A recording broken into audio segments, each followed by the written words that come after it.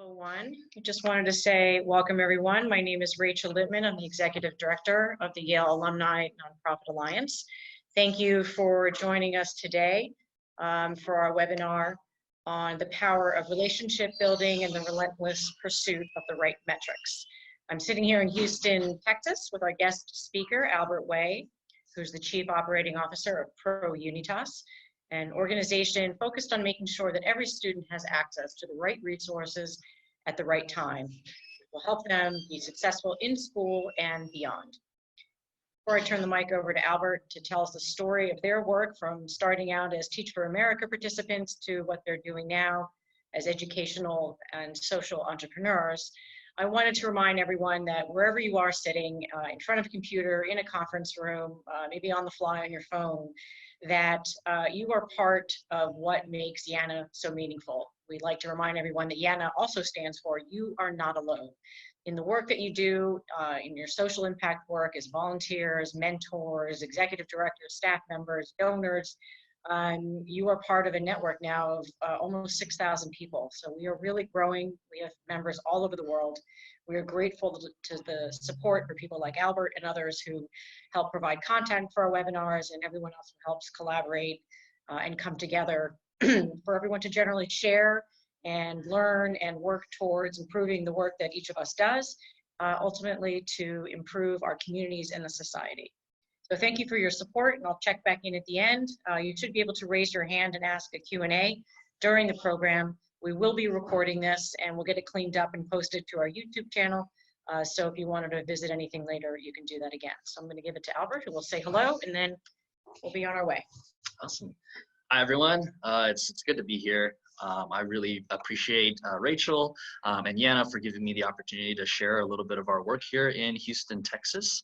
And just also wanted to remind everybody that should you have a question, please do ask. I want to make sure that you're not holding on to that question for too long. Feel free to kind of raise your hand, and I'm sure Rachel can help facilitate kind of help us answer those questions during the actual webinar. But there will also be a formal kind of Q&A at the end. But let me go ahead and start sharing my screen. All right, so let's get started.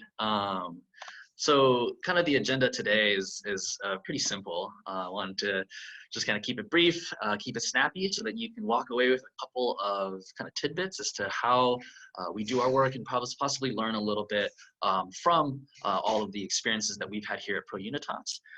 So we're starting with a little bit of our history and the story of ProUnitas, the opportunity that we saw in really supporting all students equitably to get the whole child taken care of. And then what are we doing now in this current day and age? And then what lessons we learned as a result of all of this trial of figuring out how to support students equitably with the right resources.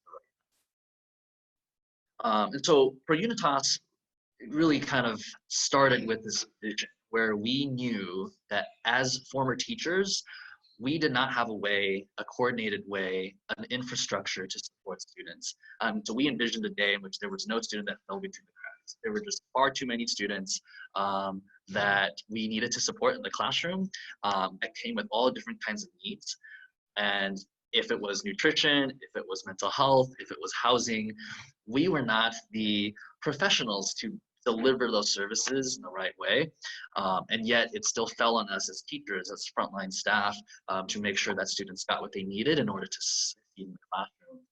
And so where was that infrastructure? Where was that system? That is where ProUnitas, that was the genesis of ProUnitas. So I really wanted to share and start with my student here, Reggie. Reggie was a student of mine. I taught government and economics at Sharpstown High School. And one day Reggie is sitting in class, and I remember this like it was yesterday. I came up to him and told him, look, Reggie, you need to do your homework. You know, I can't emphasize this enough. It's important for you to get the practice. And Reggie was just like, nah, like I don't want to do this. No thanks. And I doubled down and said, you know, high expectations, Reggie, you must do your homework. And he's like, nah, you're tripping. Like, of course not. And after doubling down, right, he stood up And I stood next to him being a 6'3" defensive lineman on the football team, big beard. And here I was, this young kid, 22 years old, straight out of college, trying to figure out what to do that was best for him.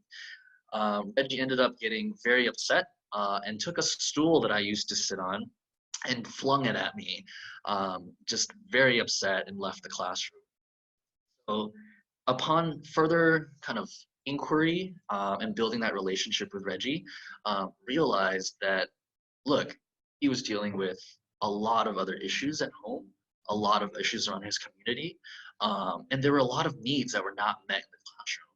So how is it possible that he would have prioritized government and economics homework over basic needs like nutrition, safety, social emotional support? There's no way.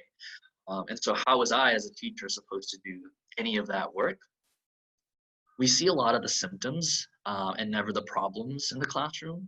We say, why is the student getting so upset, right? The student threw the stool, but we're never stopping to ask why he threw it in the first place. And it usually results in the answer being things outside of the classroom. And so again, we ask ourselves, what is the role of the teacher? Where is the infrastructure to support teachers and counselors and principals and district leaders to make better decisions, to make sure that all students get the resources they need? And so ProUnitas started in Kashmir, the Kashmir neighborhood here in Houston, Texas, which is home to a former lowest performing high school in Texas, Kashmir High School. And our founder, Adib Barkawi, actually felt like he had so few supports at Kashmir simply because there was no one there. There was no infrastructure, and there was no incentive for other nonprofits, external supports, to come in and support those non-academic barriers of students. And so where then could we maximize this influx of nonprofits if we could attract them? There wasn't an opportunity to do that. And so we wanted to make sure that that was built. And so we know that non-academic barriers significantly impede learning. 1 out of every 4 kids grows with poverty. All of these different funders, school districts are currently trying to do the very best. And there are amazing partners in this space, amazing work being done by school districts all over the country, but there's just so little awareness and clarity and process in ensuring that what we're doing is actually making an impact. And a lot of service providers, the nonprofit community, is doing incredible work to fill those gaps of nutrition and housing. And so where do then they get the materials in order to get that infrastructure to maximize their work, right? And then how do we partner with each other so that we build those relationships so that we're not doing duplicative work, but we're also doing complementary work. The bottom line is that children's lives, the environment needs to be there in order for them to succeed, and instruction is not enough. So we've really thought about what makes a great school, right? And just thinking about that relationship with another entity, another organization, a school district, all of that comes into play when thinking about what a great school is. Instructional teaching, school design, leadership excellence, and student and family support. That student and family support piece, number 4, is a piece in which we found that there needed to be clarity and process. And in order to do that, right, to maximize the internal supports that schools had, like nurses and counselors, and external supports like nonprofits dealing with health and nutrition and housing, there needs to be more infrastructure and strong data in order to support that work. So we partner, right, in terms of that relationship building. We partner with school districts and student support departments. We co-create a process that systematizes how schools inform, connect, and empower students. The goal is ultimately to have them stay in school in the classroom so that they graduate and continue their success. So what we really focus on, right? We focus on process, and we focus on resources and people. So we know that districts have all these students. They need to know who they're working with, how how they're working with them, and what impact they're having. Just to kind of give a lay of the land of ProUnitas, we have a platform called PurpleSENSE that allows us to systemize this process to identify, connect, and monitor students. We focus on resources on the right side to ensure that there's clarity in knowing what is the lay of the land. Right? Building relationships starts with knowing who is there to begin with. And we know that districts can use a support in just knowing the lay of the land. So we have a resource map that allows for districts to see the location, type, and number of resources that exist per campus, so that we can then continue building those relationships that currently exist. And then people is always at the core of our work, and ensuring that we provide the right trainings and the support of existing district staff so that they can execute on the work that they're doing. And so in that process of co-creation, there is a general foundation of identifying, connecting, and then monitoring the student through our PurpleSense platform, and then using a resource map to then see what resources are around each campus. Now, here's where the meat and potatoes is, right? The lessons learned. So what we've learned can be kind of summarized into 4 big buckets. It's really having a clear why as to our vision, leveraging those existing systems to ensure that we're not spinning our wheels white hot, reinventing the wheel, having scalable technology, and then listening, co-creating, and asking for help on the relationship side. So our why, so I'll go to each one of them.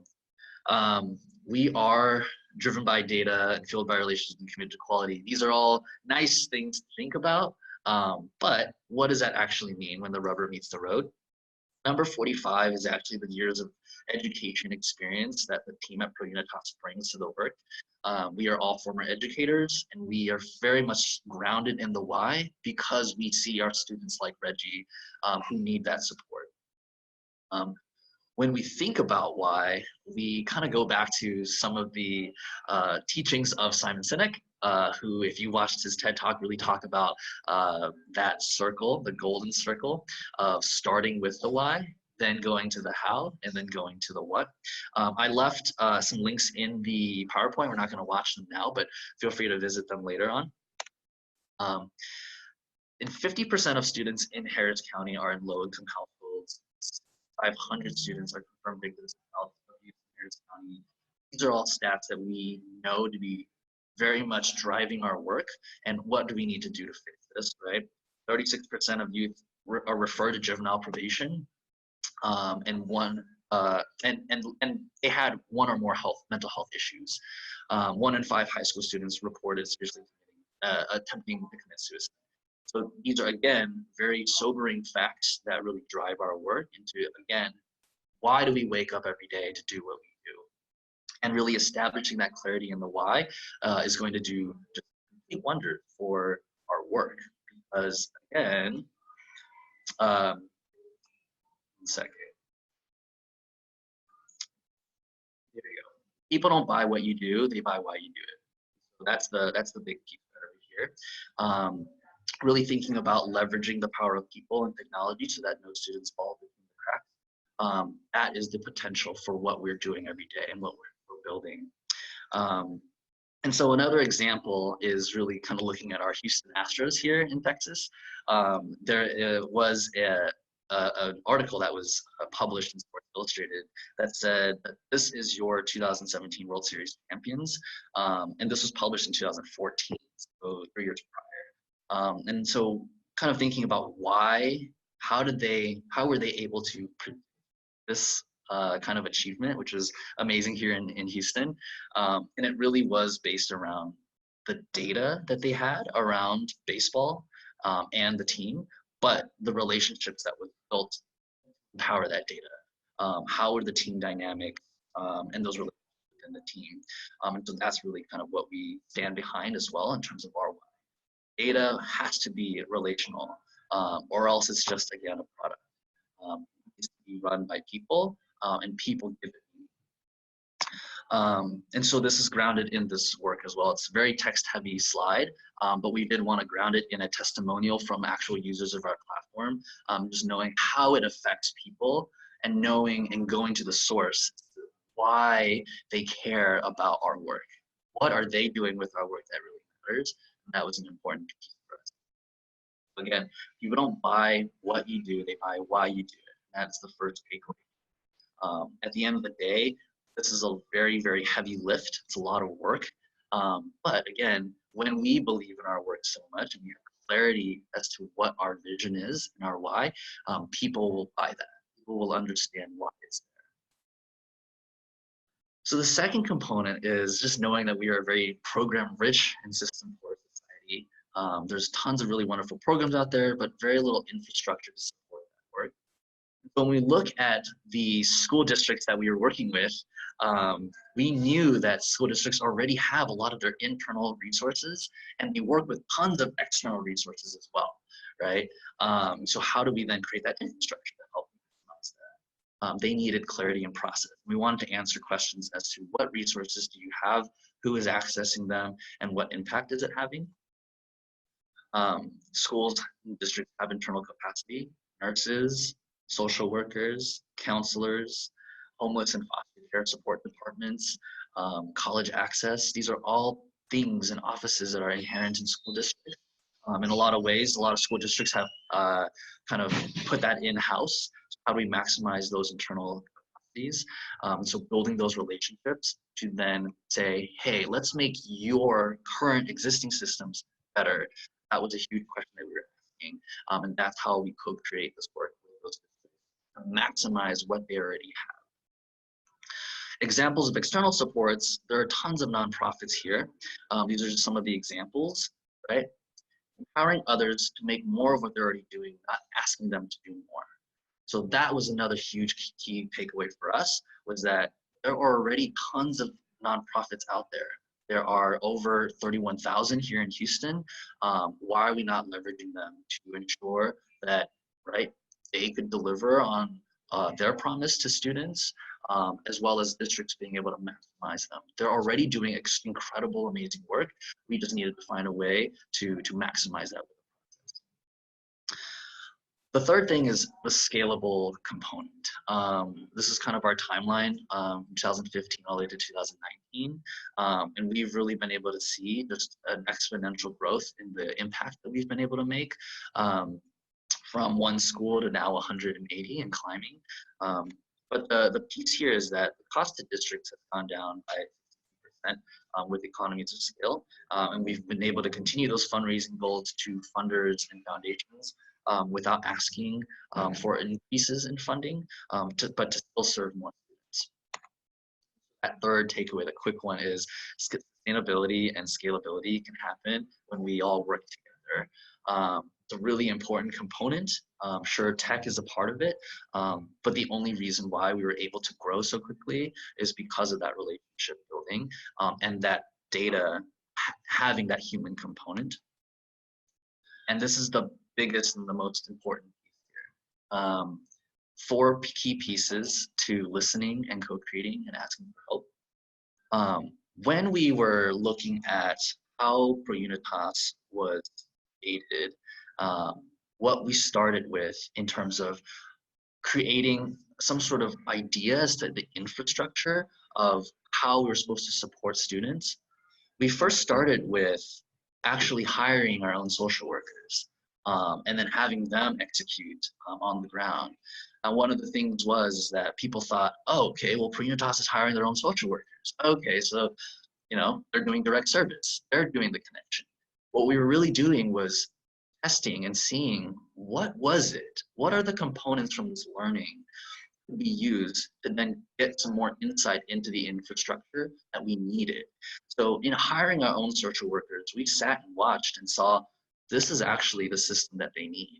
They're unfit, they're unready to kind of take on the entirety of taking care of all these kids and all of their needs.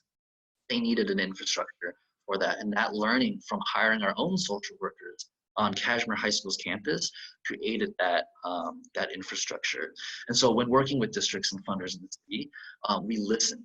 We really listened. And we sat there and asked, hey, what was it that you struggled with? What was it that you spend most of your time doing? And we saw it was heavily, paperwork. It was heavily just figuring out which students to serve. It was figuring out, what programs were there. When working with our districts, also, part of the learning was incorporating people in your process. In co-creating the process with them, it invested individuals in saying, yeah, this is something that I own. And that's kind of where ProUnitas really shines as well. It's really knowing that, yes, we have a template to say, here are the baselines and the foundational supports for you. But what is the nuance of your specific industry? What is your specific nuance of your district and your specific kiddos?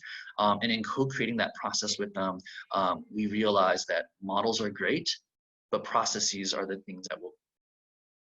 In a lot of webinars, there's a lot of frameworks to follow and teachings to follow, and they're fantastic. And we really do need to take them, but figure out what's right for us, and then create a process around that framework. These components of models as a one-size-fits-all is really kind of a killer when it comes to thinking that, yep, this is the silver bullet, right? This is what's going to solve all our problems. And the idea of a silver bullet is actually pretty toxic in the education space, right? We have constantly created this idea that superheroes are going to save our children. Superhero teacher, the superhero principal, the superhero organization. And we can't do it without the process to connect with each other and the process to maximize our own impact. We sit with everyone to ask for help. When you guys filled out the pre-survey, a lot of you guys asked about how do we connect with funders to get more funding, how do we work with other people to kind of just work in areas that are not in our core competency, right? So as a mental health support, I should not be delivering food as well. I should be focusing on mental health, and the food nonprofit should be focusing on food. And that's the thing, is we asked everyone for help. Right? There's humility in our work, and we found that people are very happy to offer what they know, and it's what they do well. So why don't we leverage that, right? Why don't we maximize that? And that was the component that really helped us. In asking for help, funders are also a part of that process. Building those relationships with funders is key to understanding the complexities of what we were trying to do. In systemic change, it wasn't as easy to say, oh, we're a program that does X for students, right? We weren't a program. We were a system. We were a system to implement process and clarity for it. And that wasn't something that was immediately able to be grasped. And so in sitting with funders, we asked to sit down to coffee. And that was literally it. Let's get coffee, and can we talk about what we're thinking, and can you help us strategize around that? And funders were more than willing to sit and think through something that was thoughtful, but also something that was scalable, right? On sitting with them, they offered a lot of insight. Don't be afraid to just say, hey, can we grab coffee and take 30 minutes to an hour of your time to just help me strategize to make sure that I'm doing good work, right? And so really in that humility of asking, we found that people were happy to offer. And then lastly, we believe in true partnerships. So one of the things that really helped us as ProUnitas is knowing that we walk with you through the entire process.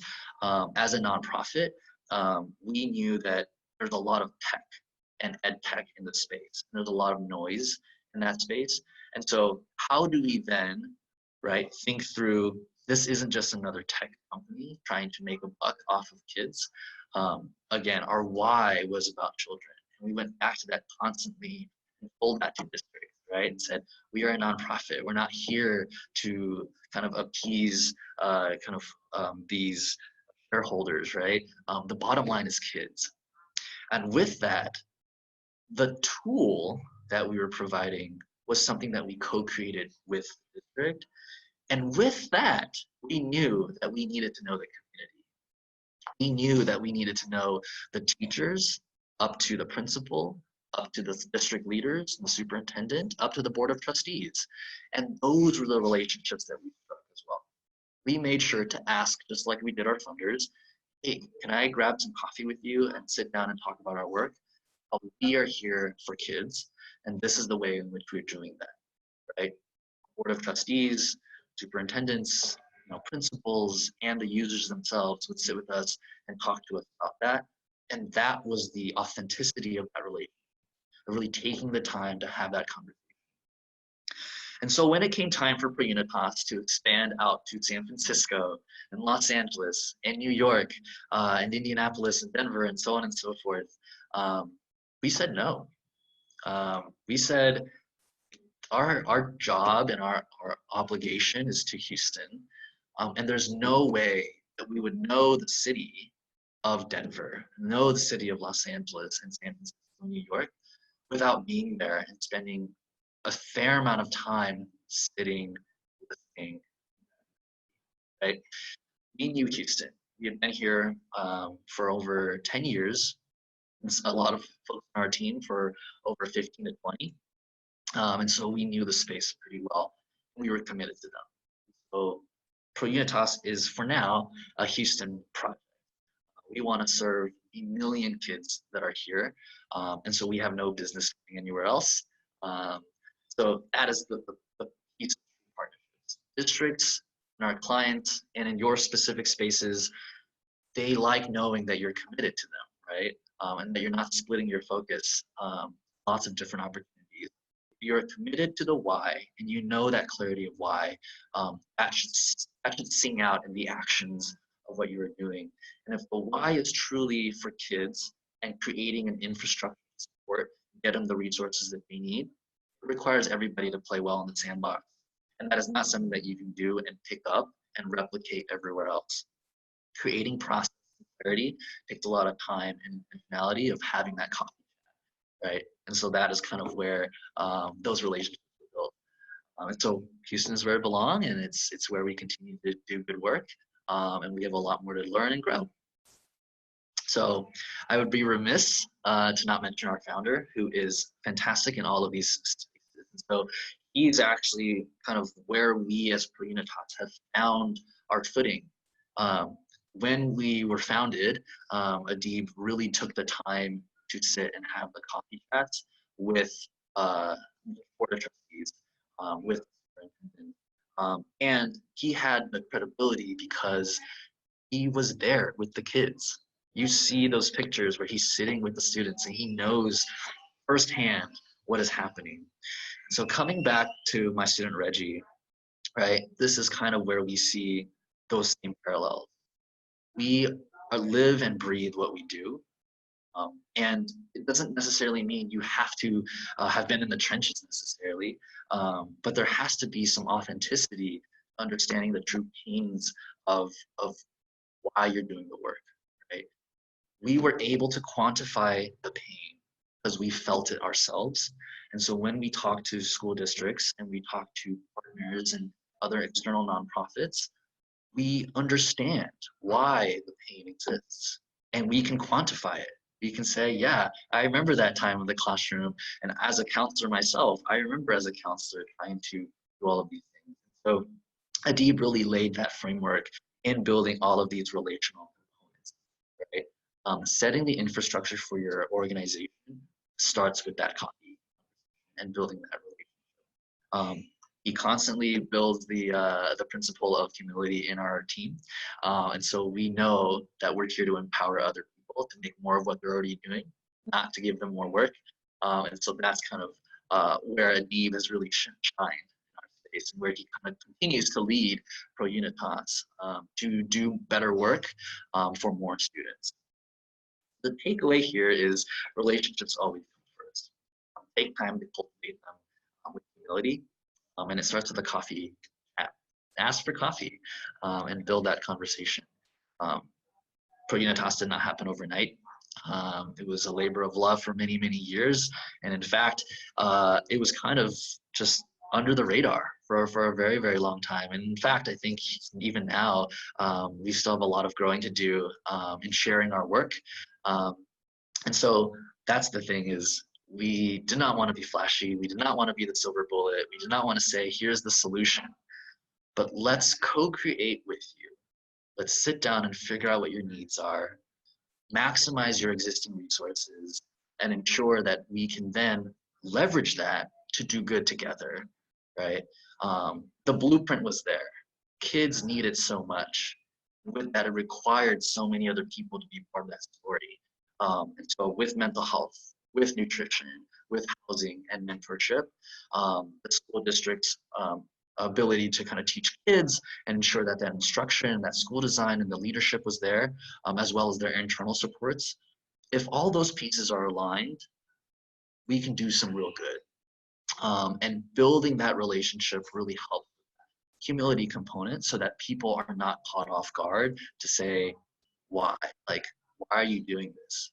We built that relationship to say, this is why, and it's real. We're here to walk with you, right? We're not here to tell you what's up. We're not here to say we have the solution and walk away with that kind of arrogance. And so people's guards come down and they're more willing to work with us. And that's constantly what we will always live by as the time to cultivate them with humility. And so, yeah, and here we are serving over 200,000 students in about 180 schools. Excited to continue growing in the greater Houston area. And a lot of it, again, starts with that coffee. But with that, I believe that's the last slide. All right. So can you, how do you know whether you've been successful? Yeah, no worries. A lot of talk about, can we stop sharing screen?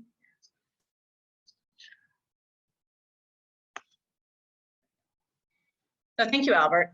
We'll see if anybody has questions, but in the meantime, wanted to kind of maybe go back to what I had entitled the talk. Yep. And people have questions about, you obviously said you quantify the pain. How do you know, obviously you guys have been scaling and brought into more schools, about what the metrics are, what they should be, how do you stay focused, or how do you readjust as needed? Yeah, absolutely. And so in thinking about what those metrics were, right, the metric was process and clarity. When we sat and built that relationship with the district, really kind of co-creating that process, it's a process metric. Right? If everybody is kind of understanding, everybody needing process and clarity, that is kind of what we built our business model around. So how do then we create process and clarity? That was kind of the kicker of figuring out what that looked like. In a lot of ways, it's also kind of built into our Purple model.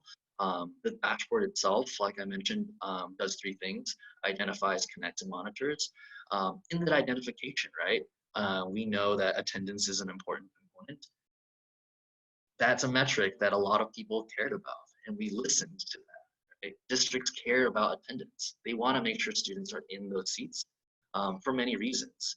They're not there, they're not getting instruction. If they're not there, they're not getting the other supports that the district have created. And in addition, the incentive is also around funding, right? So public schools are funded by butts and seats, and we want to make sure that those incentives are aligned.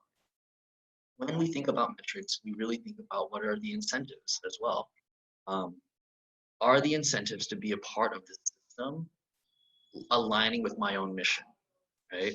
Which is why we started with the internal stakeholders of the school district. Internal stakeholders like internal nurses, internal counselors, internal college advising are already aligned with the district because they're native to the district itself. That incentive is there to say, we are already our own homegrown program.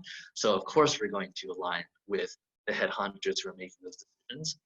And so in looking at what those metrics were, we constantly asked, what was important to you? Building the internal capacity to serve the holistic needs of kids. But again, we look at the external components. So other nonprofits, what do you care about, right? And they wanted to also make sure kids were in school and successful.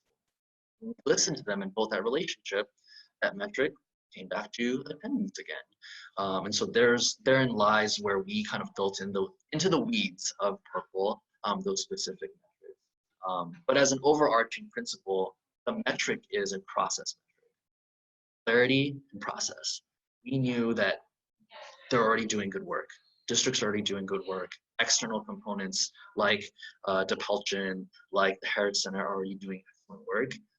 Where was it in which we could provide process and clarity as that metric, allow them to continue building their capacity, that they had the infrastructure to do better work.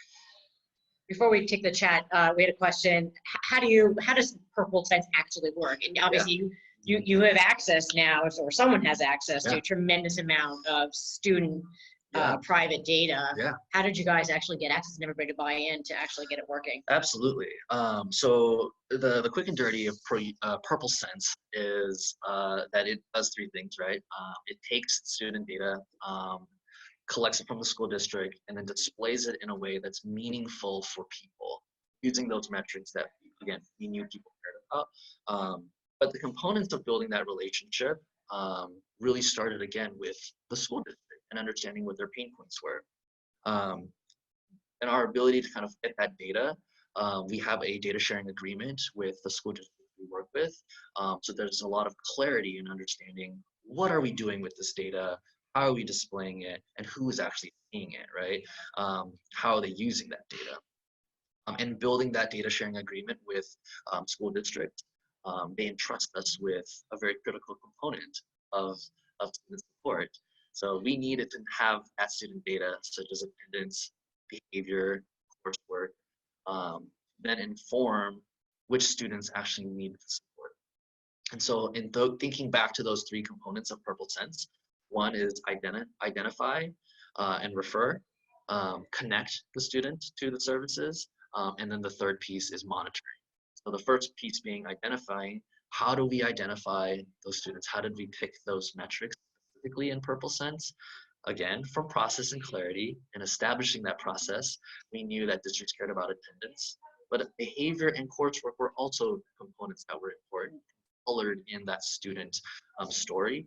So we pulled that data in from students, what we call a student information system, and that comes in securely into Purple so that it displays it. Now, once we know which students are actually needing support. Before you go there, can you say exactly how that happens? So give us an example of, like, is it a counselor, is it a teacher, like who gets access to and who presses the buttons or monitors the? Absolutely. The system was really built for those support individuals. So whether that is a counselor or a social worker is generally kind of where we find the best use for PurpleSense. But the thing is, we also incorporate a lot of other people into the process, right? In that co-creation, we found that nurses should be a part of this platform as well. We knew that certain external partners, such as nonprofits that had one-on-one counseling with students, should also be accessing the platform from a very kind of truncated level with a lot of redacted information. All of that kind of comes into play into an ecosystem that supports the student. But when we come to PurpleSense, it really is the counselor on that campus logging in, seeing which students need support on their specific campus as a district employee, and then really then figuring out how I should parse my time, right? So rather than looking at a sea of students and saying, okay, of these 3,000 students on this high school, I'm going to anecdotally look at, this student because they came into my classroom or my office crying, or this student because I have a relationship with them already and I know what's happening at home. Data is a way to kind of create that equity and knowing which students actually need support based off of those different data points, right? Attendance, behavior, coursework, and referrals. And so when you have that, right, that's the data that is so valuable, that is already district data, that is being read by a district employee. We're just displaying it in a way that's useful to you. Now, when you identify the student, what do you do now, right? Where's the infrastructure to actually do something about it? Now that I know the student is in need of support, is that connection, right? What services are available within the district that we can maximize so that they're getting what they need? And if not, what are the other external services that exist? And that's where we really do need a lot of those service providers to come in and play in that ecosystem so that we know what exists, who is in them, and what impact does it have. And that leads to that third piece, the impact. So once you made that connection, the monitor piece shows a lot of data points to say, well, is the student getting better? Is their attendance getting better? Is their behavior getting better? Is their coursework getting better? And we can monitor all of that information from that connection piece, right? from the beginning of identifying to the connection and then monitoring that progress.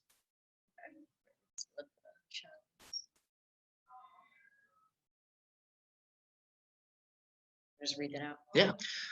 So specific in the education context, we look at for attendance. Wait, I'll read the question. I'm not sure. Oh, sorry. Sorry. The question is, can you be specific about the outcomes you measure in addition to attendance? But let me start with attendance. So we look at excused and unexcused absences. But in addition to all of that, the districts co-create that process. So every district has their unique set of metrics and outcomes. So with behavior, we look at generally in-school and out-of-school suspensions. But different school districts have different needs, right? So we have certain districts that say, hey, I want to look at my students that access the nurse. Like how many health referrals are they getting as a behavior tool? Is there kind of any expulsion that I can say, I want to track those. I want to track lunch detentions specific to that district, right? So those are the components that we actually integrate. If the district is collecting this data, we can make that a metric that's useful to you. And then the last one is grades. And so different school districts emphasize grades differently. Certain school districts really struggle with academics, and certain school districts really emphasize academics and have a very strong academic base. So E's and F's are generally what we look at in terms of a flagging system. But again, some districts say, hey, I want to care about my C's as well. So in that co-creation process and building that relationship, it's always nuanced. Everything is different for each district. You're not coming in saying you have to monitor visual health, vision health, and if you do that, you'll improve these things. You're letting each one figure out what they want to track. Exactly. And have any of the schools found that a particular focus or particular treatment priorities has improved their, I guess, attendance being one of their ultimate goals, or lower reduced expulsions, or whatever it may be? Yeah, absolutely. So in terms of our outcomes, right, it starts with the actual empowering of those adults on the campus, right? We know in education that people are really exhausted and kind of spread really thin. And so really creating the clarity and process allows for people to, again, make more of what they're already doing. So in making their job more efficient, we found that 60% of counselors are able to kind of take that busy work and reclaim that, put it back in front of kids. Teachers feel more supported because they have a system to refer students to that counselor, right? Let's take that work of providing everything for the student away from that teacher, right? As a teacher myself, a former teacher myself, I could not possibly provide all of the food and the housing and the mental health supports that the students needed. My job was to teach. And so what system did the teacher have in order to access all of those supports? They have an online referral that they can use to send that referral straight to the counselor, so the counselor can begin processing the identification, connection, and monitoring. And so, yeah, we've seen a lot of really strong impacts on student attendance. In our learnings with Kashmir High School and that feeder pattern of elementary schools, middle school, and high school, we've seen an increase in attendance, 50% decrease in behavior infractions. And in a lot of kind of contexts in Texas, there's a designation of failing that was something that was rife within the Kashmir feeder pattern. And we're happy to say that we've contributed to those schools coming out of that failing list. Again, we know that schools are successful for many reasons, right? Strong teachers, strong principals, leadership, and external supports and internal supports. So with all of that said, Purple was able to create that clarity and that process so that we could see what was happening. And we were happy to report that none of those schools in Kashmir are in that failing list anymore, which is really, really exciting. And ProUnitas is not the reason that happens. We are just part of the story. Yeah. What about the community family feedback? I mean, like you said, you guys are mostly under the radar. Do they know what you guys are doing, or do they just sort of see the students or their kids getting better services a little faster? Yeah. So that's exactly it. We wanted to be humble in our work. It wasn't about slapping ProUnitas's logo and our name on everything. In fact, we white label our work. So the district really owns their the process, right? When you see ProUnitas and Purple operating at its best, you don't know that it's there. Right? It's a login that counselors and social workers inherent in the district are already logging into. Their logo, it's their colors, and so when you're logging in, you're thinking it's a district system, right? And so that's the thing is, yeah, You hardly know you're there. You hardly know you're there. And so, hey, my students are getting better. Oh, fantastic. Well, this is a great system to empower my own personal work as a social worker of the school district, as a counselor of the school district, to do what I'm already doing, right? So where else do you need to go? Where else would you like to go? Yeah. Where are you partnering with the cities to move? Yeah, absolutely. Again, the opportunity here in Houston is so great. There are over 1 million kids in greater Houston, and we're just hitting about 180 schools. HISD, Houston Independent School District itself, has 286. And so continuing to deepen our work in this region is something that we look to do in the next 5 years, because again, there's more than enough to do here. So in addition to just kind of partnering with those districts, we're looking to partner with districts contiguous to HISD. So, you know, the districts around Aldine, Spring Branch, Pasadena, ISD. There's a lot of school districts around here that can improve in their process and clarity. And we feel like we can provide a little bit of that on ProUnitas' end. Right, right. Any of the stories you wanted to tell, or sort of anecdotes going back to Reggie or someone like that, maybe a counselor has shared with you or something? So a little bit of the testimonials that we've been getting on the ground are just realizing that a kid that they were working with would have fallen between the cracks. That's something that really drives their work.